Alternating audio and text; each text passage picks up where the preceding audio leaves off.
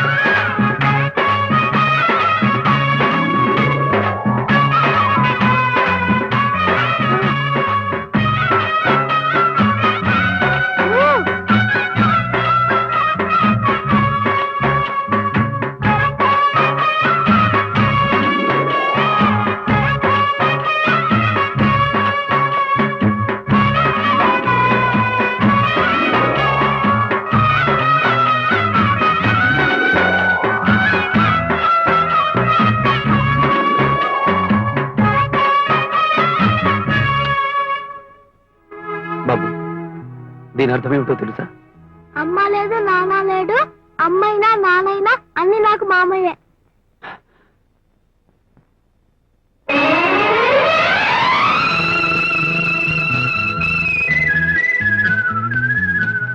విద్య, బాబుకి ఇది నేర్పింది నువ్వేనా? అవును, నీ మీద ఆధారపడ్డ మనుషులు ఇంకా ఉన్నారని నీకు గుర్తు చేయడానికే నేర్పాను. అమ్మయ్య, మీకు తెలుసా? ఏంటి బాబు? అత్తమ్మ మీకోసం ఆకుచాట పిందలాక ఎదురు చూస్తుంది.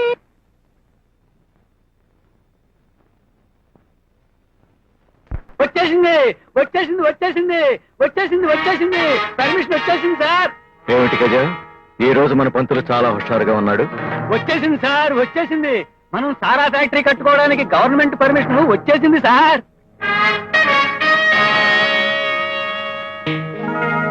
Very good, very good.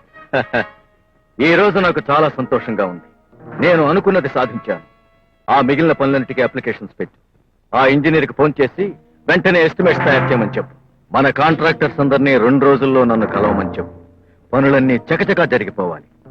జరిగిపోతాయి జరిగిపోతాయి. కానీ మనం స్థలాన్ని చూపించకుండా తిమ్మిని బెమ్మిని చేసి ఆ పర్మిషన్ సంపాదించాం. అయితే మనం ఇంకా మాస్టర్ చేత సంతకం చేయించుకోలేదు. ఇప్పుడు మనం చేసే పనిలో మాస్టర్ అడ్డుపడ్డాడు అనుకోండి, కథ మొదటికి వచ్చినట్టే. ఇప్పుడు ఆ మాస్టర్కి తోడు ఈ రాజాగాడు కూడా తోడయ్యాడు. ఆ మట్టిని చిన్న పామైనా పెద్ద కర్రతో కొట్టే ఆలోచన చెయ్యాలి. ఊరుకో. నా ముందు ఆ రాజాగాడంత నేను తలుచుకుంటే పిండి పిండి అయిపోతాను. ముందు ఆ మాస్టర్ గాడి చేత సంతకం పెట్టించండి. ఎందుకయ్యా ప్రతి మాట నువ్వు కష్టపడతావు, మమ్మల్ని కష్టపెడతావు? ఆ మట్టిని చిట్టుక్కని సంతకం పెట్టకూడదు. నిన్ను మూలక్కాడు పెట్టి కొట్ట. నా ప్రాణం పోయినా పెట్టను. సంతకం పెట్టు. నేను పెట్టను. ఏంట్రా ఈ మధ్యన బియ్యం రావటం లేదు? గంజి కూడా కరువు అయిపోయింది. మా ఇంట్లో ఎలా ఉందా? ఆడు పంపిస్తాడు కదా అని పని పాటాలు అక్కడ తిని కూర్చోవడం అలవాటు పడ్డాం. అందుకే ఇలాగైంది. అసలు ఆ రంగారావుతో దినదినగా అయిపోయింది. ఏ క్షణం జరుగుతుందని భయంతో ఎంతకాలమే బతకడం. వాడికి భయపడుతూ బ్రతకడం కంటే ఎదిరించి చావడం మేలు. అవునండి, అందరికీ మేలు జరగడం కోసం 4 నరికినే తప్పులేదు. ఏంటే నువ్వేనా మాట్లాడేది? అవునండి, నా తాళి చాలా గట్టిది. మీరందరూ ఒకటయ్యారు. నాకు చాలా సంతోషంగా ఉంది. నేను జైలు నుంచి బయటికి రాగానే నా చెల్లెలు ప్రాణాలు తీసిన రంగారావుని ముక్కలు ముక్కలు చేయాలని బయటకు వచ్చాను. కానీ కన్ను మూసే ముందు నా చెల్లెలి కళ్ళల్లో కనిపించింది రంగారావు మీద పగ కాదు, మీ అందరి క్షేమం. మీరంతా సుఖంగా ఉంటేనే దాని ఆత్మ శాంతిస్తుంది. వాడిక్కడ సారా ఫ్యాక్టరీ పెట్టడానికి వీల్లేదు. అలా జరగాలంటే ఆ రంగారావు దగ్గరున్న మన పత్రాలన్నీ తిరిగి తీసుకోవాలి. అది అంత సామాన్యమైన విషయమేం కాదు. మరి ఎలా దొరుకుతాయి? అవి ఎలా దొరుకుతాయో, ఎవరిని ఎలా పట్టాలో నేను చెబుతాను.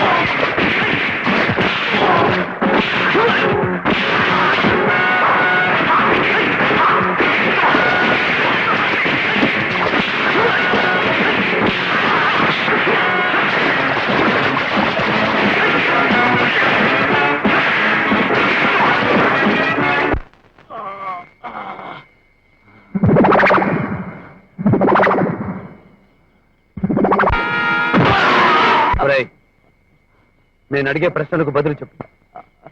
ఆ రంగారావు మా వాళ్ళ చేత సంతకాలు చేయించిన పత్రాలు ఎక్కడ దాచాడు? కొట్టానంటే నీ నోరు 2 ముక్కలుగా చిరుతుంది. చెప్పు. చెప్తాను చెప్తాను చెప్పు. ఆ ముఖ్యమైన పత్రాలన్నీ అతని బెడ్రూమ్ లో ఉన్న బీరువాలోనే ఉంటాయి. అతను బయటకు వెళ్ళేటప్పుడు ఆ గదికి తాళం వేసి వెళ్తాడు. ఆ గదికి వెళ్ళాలంటే వెళ్తురు రావడానికి గదిపైన సీలింగ్ వేసిన అద్దం ఒకటే మార్గం. అతను ఆ ఇనపెట్టి తాళాలు అదే గదిలో ఉన్న డ్రెస్సింగ్ టేబుల్ మీదే పెడతాడు. వాడు ప్రతిరోజు ఇంటి నుంచి ఎప్పుడెప్పుడు బయటికి వెళ్తాడు? 8 గంటల పైన ఆయన ఇంట్లో ఉండడు. ఎక్కడికి వెళ్తాడో మాకు తెలియదు. ఆగరాజా, వాణ్ణి నాకు వదిలిపెట్టి.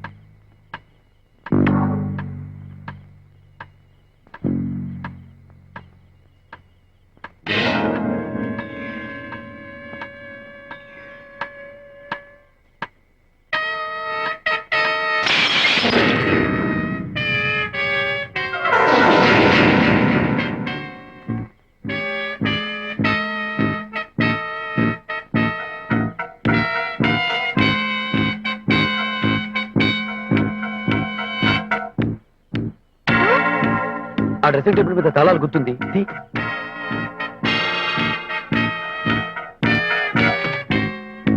ఆయన పేరు ఓపెన్ చెయ్యి.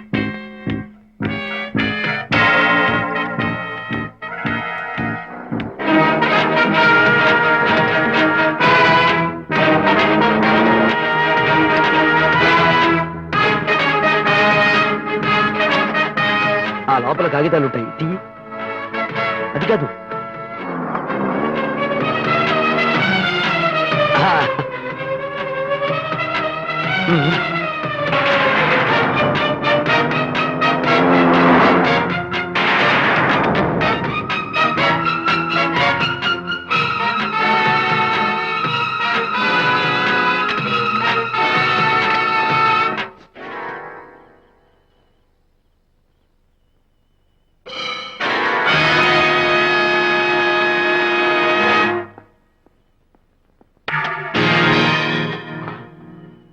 గజ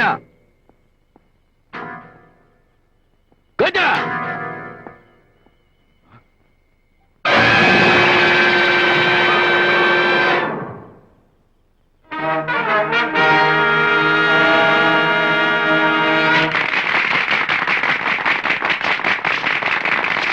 చూడండి, ఇంత మీరెవరూ భయపడక్కర్లేదు, వాడికి చదవక్కర్లేదు.